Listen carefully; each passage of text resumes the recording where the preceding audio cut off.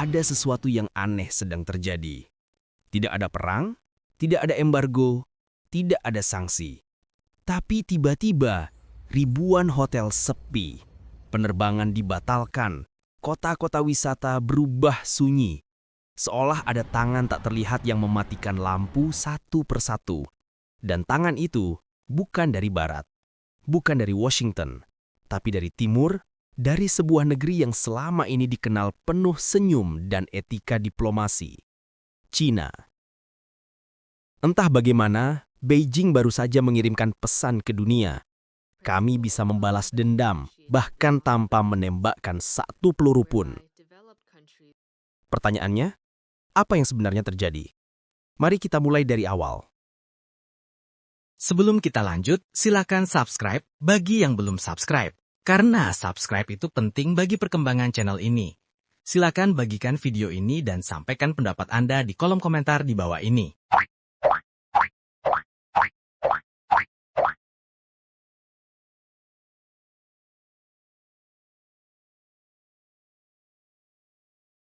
Awalnya, tidak ada yang sadar.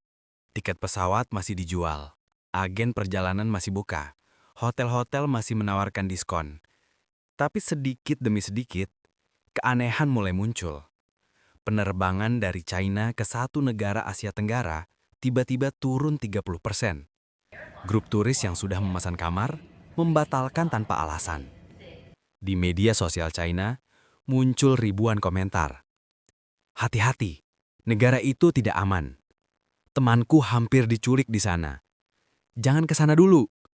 Tidak ada larangan resmi dari pemerintah China. Tidak ada pengumuman boikot. Tapi angka wisatawan runtuh. Begitu cepat. Seolah tombol off ditekan dari Beijing. Dalam waktu 3 bulan, sektor pariwisata negara itu ambruk. Padahal, turis China adalah nadi utamanya. Banyak yang bingung. Apa yang salah? Kenapa tiba-tiba masyarakat China berhenti bepergian ke tempat yang dulu mereka cintai? Jawabannya baru muncul setelah ada satu insiden yang viral.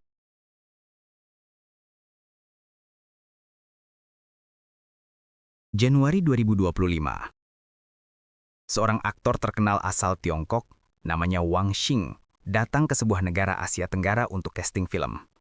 Ia baru tiba di bandara, dan beberapa jam kemudian, menghilang. Dalam 3 hari, Weibo meledak. Judul-judul berita muncul. Aktor China diculik di negara tetangga. Diseret ke Myanmar oleh geng kriminal lintas batas. Polisi setempat akhirnya menyelamatkan Wang Xing. Tapi efeknya sudah tak terkendali. Masyarakat China panik. Ribuan postingan membanjiri Douyin. Testimoni, rumor, bahkan panduan membatalkan penerbangan ke negara itu. Hanya dalam seminggu, pembatalan penerbangan dari China ke sana naik 150%. Laporan dari The Pattaya News dan Forward Keys Data 2025 menulis, gelombang pembatalan dari China terjadi serentak seperti respons terkoordinasi.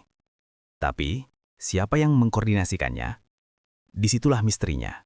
Sebab menurut data resmi, tak pernah ada larangan dari Beijing. Tidak ada surat edaran, tidak ada kebijakan baru. Tapi seolah seluruh negeri mendapat pesan tak tertulis. Jangan ke sana.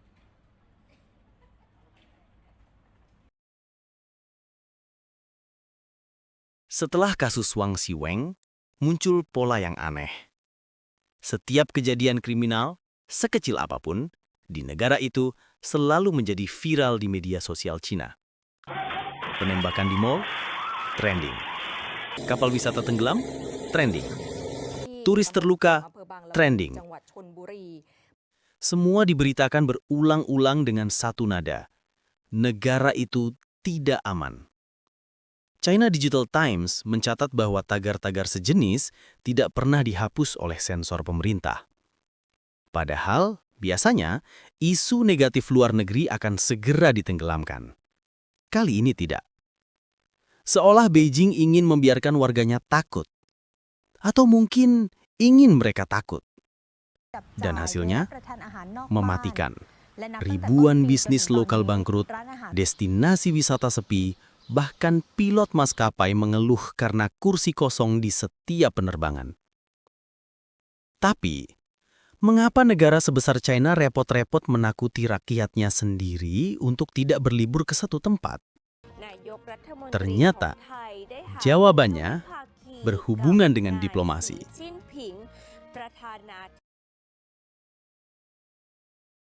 Beberapa bulan setelah penurunan besar terjadi, media lokal The Nation Thailand menulis laporan mengejutkan. Wakil Perdana Menteri Thailand, Tamanat Prompau, bertemu secara tertutup dengan Duta Besar China, Sang Janwei. Dalam pertemuan itu, Beijing menyampaikan pesan, ketidakpuasan terhadap keamanan dan citra negara tersebut. Mereka juga menyinggung hal-hal sensitif. Kriminalitas lintas batas, perbatasan Myanmar yang longgar, dan dugaan keterlibatan warga lokal dalam jaringan scam online yang menjerat banyak warga China. Tapi seorang pejabat pariwisata, dikutip oleh Thai Examiner September 2025, mengatakan sesuatu yang lebih gelap. Cina tidak melarang rakyatnya bepergian ke sini. Tapi, mereka juga tidak mendorong itu. Itu lebih menakutkan dari larangan. Karena di Tiongkok, satu sinyal halus bisa menggerakkan jutaan orang. Sama seperti 2017 saat China menghukum Korea Selatan karena sistem rudal THAAD. Tanpa pengumuman resmi, semua paket tur ke Korea mendadak dibatalkan. Reuters dan BDC 2017. Kini, pola yang sama tampak terulang. Tapi sasarannya bukan Korea, melainkan Thailand. Saat penurunan wisatawan China makin dalam, negara-negara lain justru melonjak. Malaysia tiba-tiba naik jadi destinasi utama bagi turis China setelah memberlakukan bebas visa hingga 2025. Vietnam juga ikut menikmati lonjakan besar, kenaikan 22% dalam setahun menurut Bloomberg Asia. Dari mana asal kenaikan itu? Dari pasar yang dulu milik Thailand. Beberapa pengamat menyebut ini bukan sekadar kebetulan. Malaysia dan China punya kerjasama ekonomi besar, termasuk proyek Forest City dan investasi One Belt One Road bernilai miliaran dolar. Jadi, ketika Malaysia diberi akses bebas visa, itu bukan cuma kebijakan pariwisata, tapi simbol kedekatan diplomatik. Sebaliknya, Thailand dalam beberapa tahun terakhir justru terlihat makin condong ke Amerika dan Jepang. Terlibat dalam latihan militer bersama, serta memperluas investasi barat di infrastruktur digital. Apakah ini alasan sebenarnya Beijing menarik napas dari Bangkok? Karena jika dilihat dari pola, boikot halus ini bukan spontan. Ia tampak seperti strategi soft power retaliation. Pembalasan lewat sektor yang paling sensitif, pariwisata.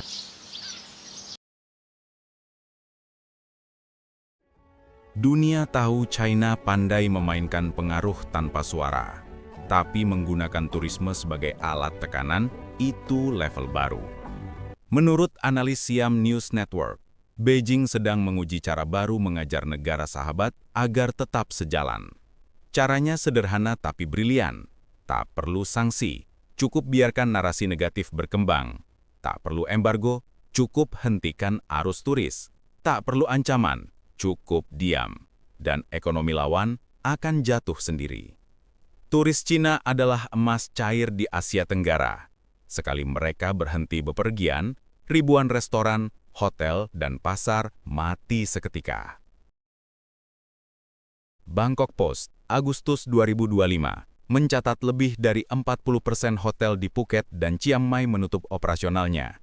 Pendapatan sektor pariwisata turun hingga 1,2 miliar dolar hanya dalam 4 bulan. Pemerintah Thailand panik. Mereka meluncurkan kampanye Trusted Thailand untuk meyakinkan wisatawan Cina bahwa negaranya aman. Mereka bahkan mengirim influencer dan diplomat ke Beijing untuk menjelaskan. Tapi hasilnya nihil, karena masalahnya bukan sekadar keamanan. Ini soal pesan politik, dan pesan itu sudah diterima semua orang, bahwa bahkan senyum Thailand pun tak bisa melawan kekuatan narasi Beijing. Ironisnya, di tengah krisis ini, pemerintah Thailand justru meluncurkan strategi baru, quality over quantity. Ingin menarik turis berduit, bukan turis massal. Tapi kebijakan itu malah menimbulkan paradoks. Karena mayoritas pelancong Cina adalah turis menengah. Banyak jumlahnya, tapi loyal dan rutin. Dengan menolak pasar massal, Thailand justru menutup pintunya untuk sumber pendapatan terbesarnya sendiri. Global Tourism Forum memperingatkan, jika Thailand terus memburu turis kaya, ekonomi akar rumput akan mati. Pedagang kaki lima, sopir tuk-tuk, pasar malam, bahkan penari tradisional, semua kehilangan sumber penghasilan. Jadi pada akhirnya, bukan hanya Cina yang menghukum Thailand, Thailand pun secara tak sadar ikut menghukum dirinya sendiri. Inilah tragedi pariwisata yang paling paradoksal di Asia Tenggara.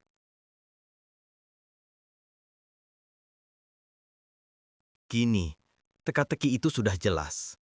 Tidak ada pernyataan resmi, tidak ada embargo, tapi efeknya lebih tajam dari peluru, lebih sunyi dari propaganda. Dengan hanya mengendalikan opini publik dan rasa takut, Beijing berhasil menekan ekonomi sebuah negara tanpa mengucapkan sepatah kata pun. Inilah diplomasi generasi baru, diplomasi diam. Mungkin inilah cara Cina mengingatkan dunia bahwa dalam era global ini yang paling kuat bukan yang punya senjata, tapi yang bisa mengendalikan kemana manusia ingin bepergian. Dan di dunia di mana liburan bisa berubah jadi perang, wisata bukan lagi soal keindahan, tapi soal kekuasaan. Sebuah peringatan halus dari negeri yang tahu cara membalas dengan senyum tenang di wajahnya. Jika Anda terkesan dengan cerita ini dan menyukai video ini, jangan lupa tinggalkan komentar, tekan tombol like, dan bagikan ke teman-teman Anda. Dukungan Anda sangat berarti bagi kami. Sampai jumpa di video berikutnya.